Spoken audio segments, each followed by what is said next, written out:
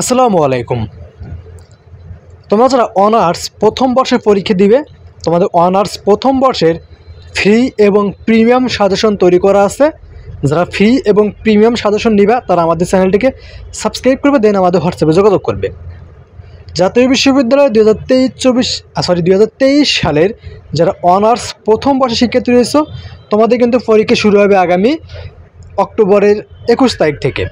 ঠিক আছে, সো যেহেতু তোমাদের অক্টোবর 21 তারিখ থেকে পরীক্ষা শুরু হবে, আজকের এই ভিডিওতে আমরা মূলত সমাজকর্ম বিভাগের যে সাজেশনগুলো আছে সেই সাজেশনটি নিয়ে আলোচনা করব। কীভাবে তুমি সাজেশন নিতে পারবে ফ্রি এবং প্রিমিয়াম, এই দুইটা ভার্সন, তো কীভাবে নিতে হবে এই বিষয়গুলো ইন ডিটেলস আজকে ভিডিওতে আলোচনা করবো, তাই ভিডিওটি শেষ পর্যন্ত দেখবেন। আর পরবর্তীতে অনার্স ডিগ্রি ভর্তিটা আপডেট, অনার্স প্রথম বর্ষের পরীক্ষার সাজেশনগুলো ফ্রিতে নেওয়ার জন্য চ্যানেলটিকে সাবস্ক্রাইব করে আমাদের হোয়াটসঅ্যাপে যোগাযোগ করবে। আর কোনো কিছু বুঝতে অসুবিধা হলে তো আমরা স্ক্রিনে দেখতে পাচ্ছি হোয়াটসঅ্যাপ, এই হোয়াটসঅ্যাপে যোগাযোগ করবে। তো চলো শুরু করি আজকের এই ভিডিওটি। তো তোমাদের সমাজকর্ম বিভাগের তোমাদের যতগুলো সাবজেক্ট আছে সবগুলো সাবজেক্টেরই তোমাদের প্রিমিয়াম সাজেশন তৈরি করা আছে।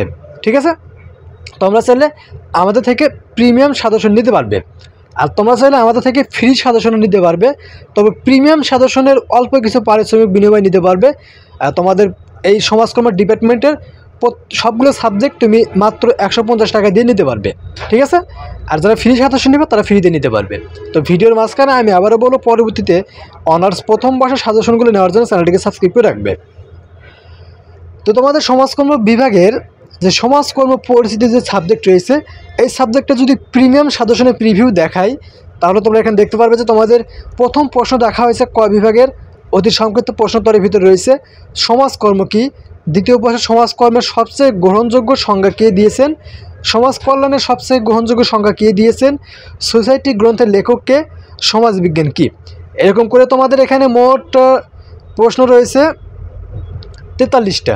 ঠিক আছে, এবং খ বিভাগ সংক্ষিপ্ত প্রশ্নাবলী রয়েছে তোমাদের 1 নম্বরে সমাজকর্ম বলতে কী বুঝো, সমাজকর্মের বৈশিষ্ট্যগুলো উল্লেখ করো, সমাজকর্মের উদ্দেশ্য সমূহ লেখো, সমাজকর্মের সাথে মনোবিজ্ঞান সম্পর্ক দেখাও, 1601 সালের এলিজাবেথীয় দরিদ্র আইনের বৈশিষ্ট্যসমূহ উল্লেখ করো। এরকম করে তোমাদের খ বিভাগের টোটাল প্রশ্ন দেওয়া আছে মোট 26টি, অর্থাৎ টোটাল প্রশ্ন খ বিভাগে মোট 26টি দেওয়া আছে, এবং গ বিভাগের মোট তোমাদের টোটাল প্রশ্ন দেওয়া আছে 26টি। ঠিক আছে, তো এই যে প্রশ্নগুলো, এই প্রশ্নগুলো খুবই কমন তোমাদের।